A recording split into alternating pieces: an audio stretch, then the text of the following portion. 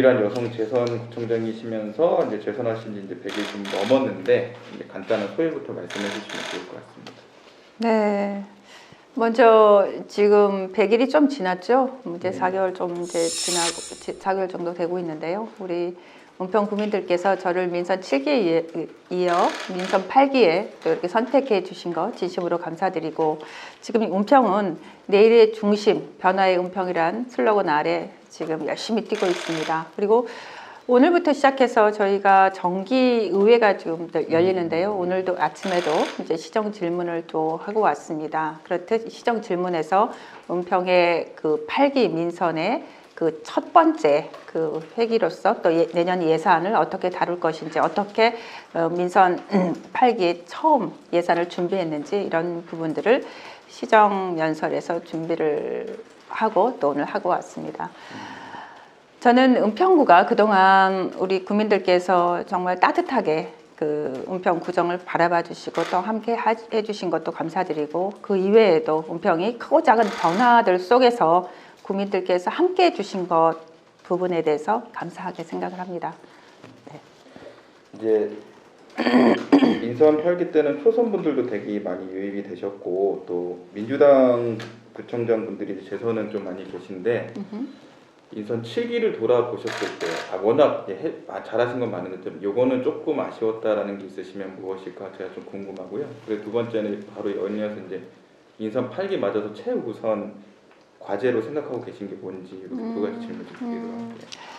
민선 7기에 아쉬움이 있다고 하면 지금 은평구가 크고 작은 개발이 100여 곳이 되고 있다고 하는데, 이제 그거는 그거대로 되지만 지금 신분당선 연장선이라던가 그 다음에 수색 역세권 개발이라던가 이런 부분들이 하고는 있지만 빠른 시일 안에 되지 않는 사업들이라서 좀 아쉬움이 좀 있고요. 또 이거에 대해서도 지금도 지속적으로 하고는 있습니다. 그리고 민선 8기 시작되자마자 말씀드린 것처럼 이 개발 계획에 대해서 신속하게 그 주민들이 해야 되는 부분이 있고, 또 민선 크고 작은 개발들이 우리가 지금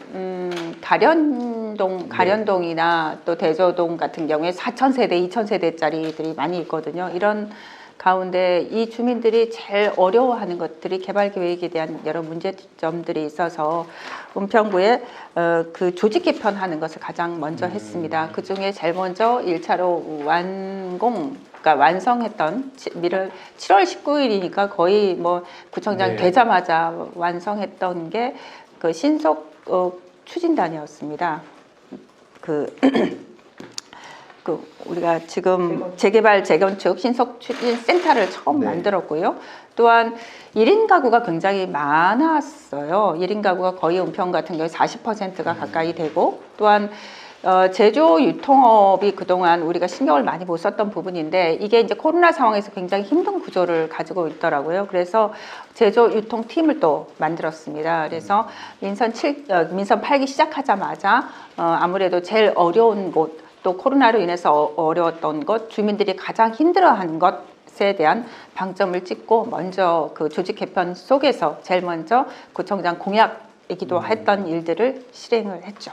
네. 가련 1구역 저도 이제 주택자라서 은평 쪽에 좀 관심이 많은데 가련이 좀 아무래도 세대가 좀 크잖아요. 4,100세대 정도 되니까 4,200세대. 가련은 언제쯤이면 이제 좀 본격적으로 구체화가 될 수 있을까요? 지금 뭐 본격적으로 되고 있는 상황입니다. 그리고 그동안 이제 어차피 개발이라는 게 시작이 굉장히 어려운 상황이었는데요. 지금은 가령 같은 경우나 또 대저나 이제 속도를 내고 있다고 말씀드릴 수 있을 것 같아요. 그동안 뭐 이 개발 계획 속에서는 또 반대파들도 있고 여러 이제 뭐 시공사 선정부터 뭐 여러 가지 뭐 그 중간에 역할을 해야 되는 일들이 많은데요.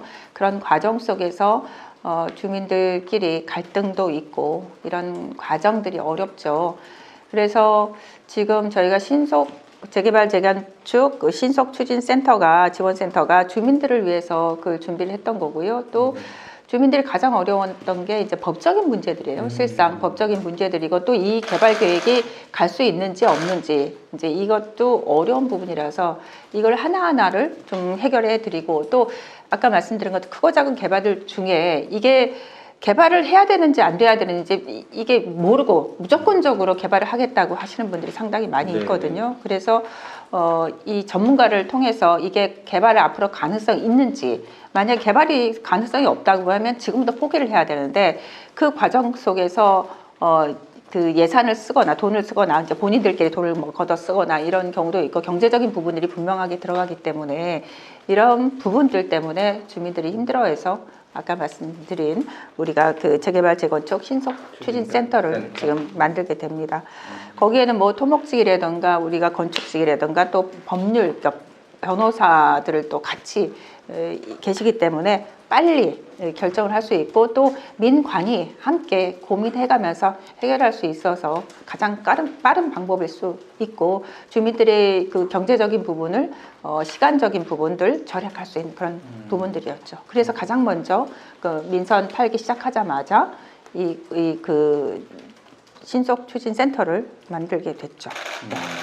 알겠습니다. 개발 관련돼서 하나 더 좀 질문을 드리도록 할 텐데, 네. 수색 역세권이거든요. 네네. 사실 이제 주거 지역보다는 말씀하신 것처럼 제2의 타임스케일 가지고 이제 상업적으로 개발이 될 수 있을 거라는 기대감이 분명히 있는데, 반면에는 이제 시각 차이겠습니다만 교통이 이제 지하철역이 이제 수색역 쪽이잖아요. 사실 이게 뭐 상암 쪽으로 연결되는 쪽이 아니고 교통이 조금 아쉽지 않나라는 좀 그런 의견도 있는데, 이 지역에 대한 어떤 구체적인 개발 계획 진행 상황하고 그다음에 교통 문제에 대해서 좀 어떻게 생각하시는지 한번 네. 들어볼까요? 그 수색 역세권 개발은 실상 이게 이제 우리가 유럽을 가는 출발지 될 수 있게끔, 그런 서울 이제 북부역이란 개념으로 유럽을 가는 출발지 될 수 있게끔 그렇게 용역을 했고, 또 용역의 결과도 그렇게 나와졌습니다. 실상 전국의 큰 역사 그 9개 역을 해서 전문가들과 용역을 해보니까 제1 부분이 제1위가 그 북부역이라고 서울 그 수색역이 나왔고요. 2위가 서울역, 3위가 부산역이 나왔습니다. 근데 2위 같은 경우에는 이미 그 포화 상태죠. 개발 계획이 이미 포화 상태고, 또 3위는 너무 멀고, 또 우리가 그 유럽을 가는 출발지역으로서 하면 서울이란 곳, 또 수도라는 곳에 분명하게 그 역이 있어야 되는 거죠. 네. 그 출발지로서 역할이니까, 역이니까. 그래서 이게 될 수 있는 부분이 그러니까 북비역이라는 수색역밖에 없게 되죠. 그리고 수색역 같은 경우에는 실상 지금 차량기지 이전 부분이 재작년 이미 이제 결정이 돼서 차량기지 이전도 이제 결정이 돼서 진행이 될 거고요.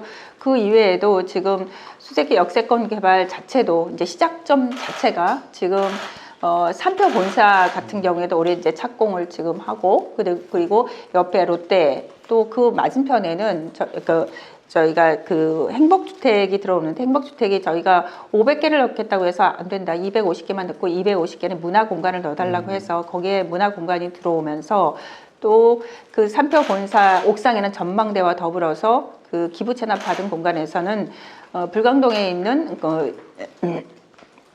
그 다문화 박물관이 그쪽으로 옮겨질 거예요. 그래서 이 공간 안에 롯데, 삼표, 또 앞에 그 행복주택과 더불어서 그곳에 저희가 K-POP 공연장이 들어가고, 말씀드렸지만 문화시설들이 쭉 들어가기 때문에 그거에 대한 그 시작점이 되는 거고, 거기에 더불어서 스포티비, 또 그 이외에도 여기에 이제 다른 그 여러 가지 그 정책 사업들이 쭉 지금 들어가게 되거든요.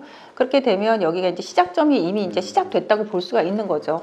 또 이게 수색 역세권 개발은 그동안 은평구는 그 인구가 거의 50만이 지금 살고 있는데 여기에 예식장이 하나 없어요. 컨벤션 시설이 없단 말이죠. 그래서 은평 구민들께서 1년에 200억에서 300억, 그러니까 결혼식 비용이라든가 이런 것 때문에 200억에서 300억 정도를 밖에서 쓰는 거기 때문에 상대적인 박탈감이 굉장히 심하죠.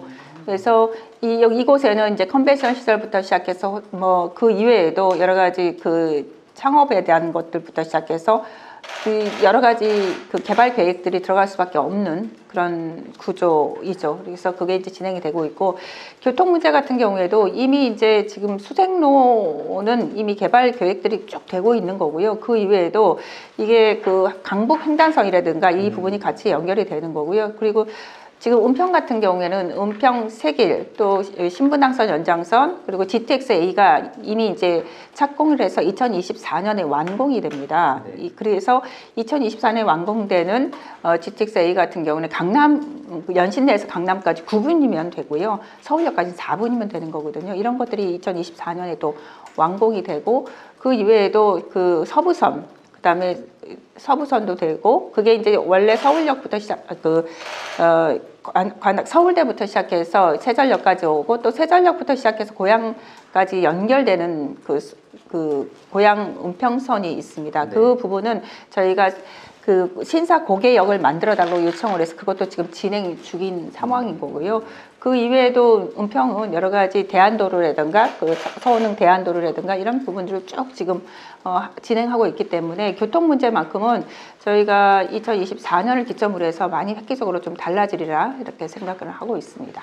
근데 이제 수색 역세권이라고 네. 표현한다면 여기가 어떻게 보면 교통의 플랫폼, 교통 플랫폼 중심지가 돼서 외부에 타 자치구나 아니면 지방에 있는 분들이 모이는 데 있어서는 어떻게 보면 기간이라고 볼 수 있는 철도라든가 GTX-A라든가 뭐 경전철인가 들어오는 거는 조금 괜찮을 것 같은데 이제 제가 궁금한 부분은 이제 왜냐하면 제가 이제 영등포 구민들 타임스퀘어로 인한 어떤 교통 문제를 이제 목도를 해서 그런 건데요. 네네. 여기 은평 구민들을 위한 사실 공간이기도 하잖아요. 그러면 이제 버스 중심의 이제 대중 노선이 조금 더 촘촘히 만들어져야 되지 않을까라는 생각이 좀 들고 물론 이제 마을 버스 노선조차도 이제 구청장이 결정을 못하고 서울시가 좀 결정하는 그런 정책적인 부분이 있습니다만 버스 노선 쪽 같은 교통 준비도 충분히 되고 있으신 거예요? 아유 물론이죠. 왜냐하면 지금은 이제 은평이 수색이나 지금 증사 뭐 할 거 없이 다 개발 계획들이 되고 있는 예. 거잖아요. 그러면 개발 계획이 되면서는 버스 노선이라든가 이런 거 다 조정을 해야 되는 거고요. 그리고 우리가 그 공영 차고지가 그 수색에 있잖아요. 공영 차고 거기서부터 버스가 출발하기 때문에 크게 버스에 대한 그런 노선이라든가 이런 거는 어려움은 제가 없다고 생각을 합니다. 그리고 지금 수색역 같은 경우에는 공항철도가 있죠. 그다음에 그 경의선 출발지이기도 하죠. 그다음에 6호선도 있죠.